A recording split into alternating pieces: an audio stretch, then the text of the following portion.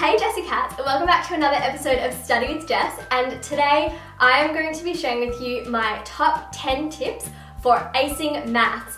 So I have actually had so many of you writing in your questions about how to study maths, and a lot of people usually say that you just have to keep practicing until you get it perfect, but I decided I'm going to make an episode and I'm going to share with you 10 tips that are actually going to make studying maths a lot easier, going to help you get those great grades, and I wanted to share a little secret with you all actually today. So when I was in high school, maths was not my strong subject. I was actually the worst in the class and I really struggled.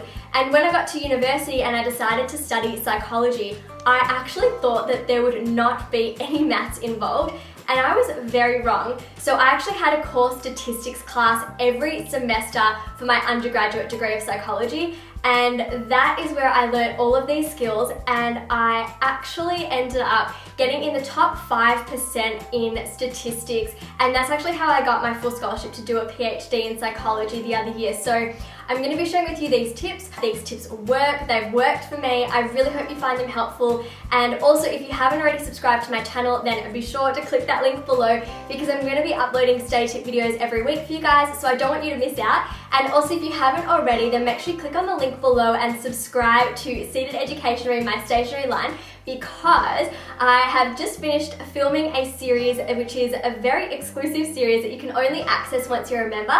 It's totally free, but it's the first of my online study skills sessions for Seated Educationary, and in this session I'm going to be covering how to tackle your major assignments and projects. So definitely if you haven't already joined that mailing list, I guess, then yeah, click the link below and become a Seated member so you can gain exclusive access. Also, there is something very special for you guys at the very end, so definitely you don't want to miss out. So yeah, click on the link below, sign up to be a Seated member, and you can access these videos. And it will just help you take your study skills to the next level and really help you to get those high marks that you're all striving for. I really hope that you find this episode helpful. And without further ado, let's just get into these tips because I am just so excited to be doing this episode today because it's about time that maths was no longer so challenging and that it didn't make us so stressed or overwhelmed. So let's get into this video. So tip number one is to copy all of the information that your teacher writes on the board. And the reason that this tip is really important is because everything your teacher writes on the board is probably going to be on your exam or class test as opposed to things that you read in your textbooks. So this is probably the best way to figure out what you should be studying for your tests as well when it comes to maths. If you are going to be doing a test or an exam and you look down at those questions and you find that that was actually on the board and you didn't write it down in your notes, and that's just going to be a shame because you could have gotten those marks. So make sure that you really pay attention in class and write everything that your teacher writes on the board. Get that down in your notes. Tip number two is to draw diagrams and tables to help explain the information. So for all you visual learners out there, I'm sure that you're doing it already, but if you're not, then be sure to condense all that information into different diagrams, charts, or tables in your notes. It makes it a lot more easier to comprehend. The other thing that I find really helpful about drawing out all of this information is that it adds meaning to your notes. So you're actually going to be more likely to remember it. Also try and add some color, some vibrancy to these diagrams and tables. If you happen to find that the information is quite challenging to understand, then when you actually just have it in one little diagram, it can make a lot more sense. So yeah, definitely try and include as many diagrams and tables and examples in your notes as you possibly can. Tip number three is to write down your questions as you complete your homework. So the really great thing about writing down any questions that come to your mind as you're completing your work is that you can have peace of mind that your questions are soon going to be answered. The other great thing about writing them down straight away is that you know that you're not going to forget them later on and that they will be addressed. So make sure that you're writing your questions down as you go and don't just ignore them and skip over different questions if you don't understand them. Tip number four is to use a separate notebook to write down the questions that you found the hardest to complete. And the reason that I like to do this is because you're going to pay more attention to them and they're going to stand out from all of your other notes so that this way you can revise them more than the others.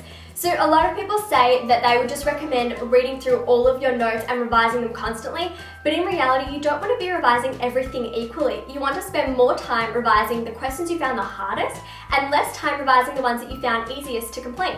Because at the end of the day, if you found something easy to do and you know how to do it, then it's in your mind, you're not going to forget it, and you should really be paying more attention to things that you still need to work on.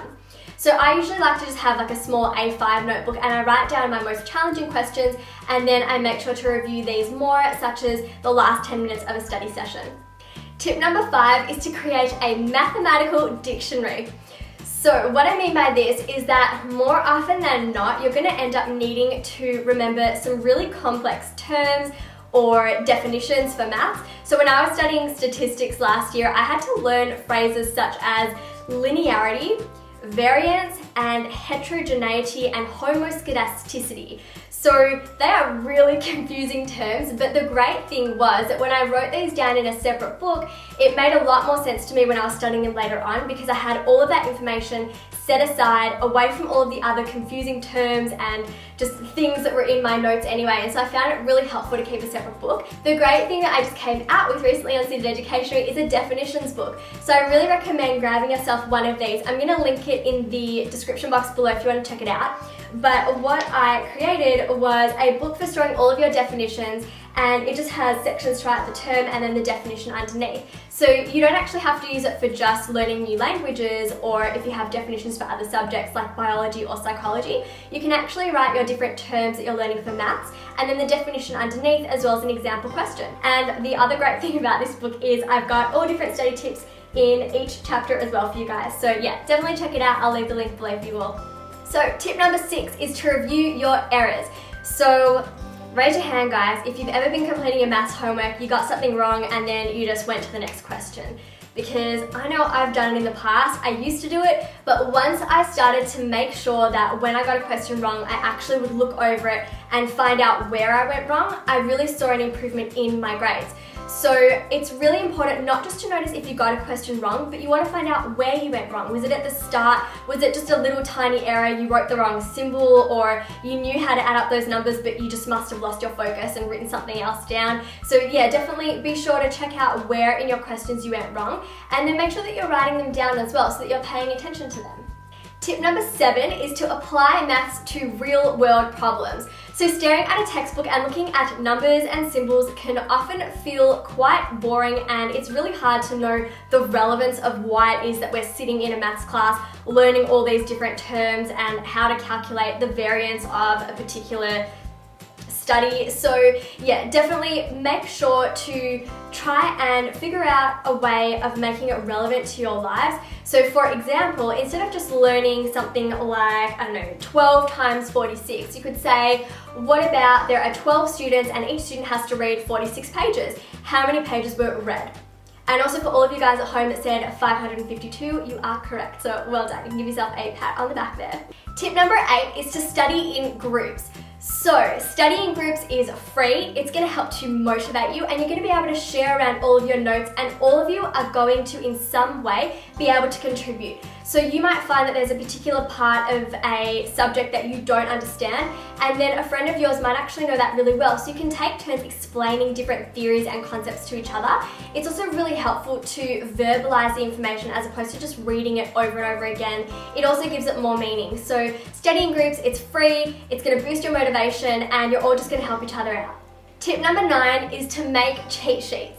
So the way that I like to make my cheat sheets is I get one piece of paper, I fold it up into 8 sections, and then I write down different subtopics in each section, along with important diagrams, charts, definitions, and then I highlight the really important things that need to stand out. It's a great way to consolidate all of your learning, and then you can pin it on your pinboard at home so that you can revise in really quick bites, or you can actually fold it up and put it in your pocket and read over all of those notes right before a test or exam just to jog your memory. Tip number 10 is practice makes perfect. Actually, perfect practice makes perfect. So what I mean by that is once you practice these questions over and over again and you eventually start to get them continuously correct, then you're going to be able to ace your exam, because once that information is in your mind, you're not going to forget it. It's going to be there. You're going to know how to do one question. And so if they just reword it differently, there's no reason why you should get it wrong. So it's really important that you revise all of these different subtopics that you're learning in maths. Keep practicing them, keep giving it a go, and eventually you're going to get them right. And once you get them right consistently, you're just going to smash that test, guys. So they were my top 10 tips for acing your maths assignments, exams, and tests. I hope you found them really helpful for your studies, and if you did, then give this video a thumbs up, guys. Also, subscribe to my channel if you're not subscribed already. The link is down below, or the button's down below, the little red button, guys. I post up weekly study tip videos, so I don't want you guys to miss out. And if you have any video requests, then leave your comments below and I'll try and make those videos for you guys soon. Also, don't forget that I have my study party at the last Saturday of every month. So if you want to send in all of your study questions, then you can send them in to my social media pages or leave your comments below as well. And again, I'm going to try and answer as many as I possibly can in my video. And also, if you haven't already signed up to be an exclusive study buddy for Seated Education Me, then be sure to click on the link below and sign up today. It's super easy and you'll be able to gain exclusive and free access to my 3-part online study skills sessions, and I'm going to be covering some great tips to help you out with your major assignments and projects. And there is something very special for you all at the end of the 3-part series. So yeah, definitely click on the link below and sign up and you'll be able to gain exclusive and free access. Alright, that's all for this week. I hope you found it really helpful and have a super productive and happy week, Jessie Cats. Bye!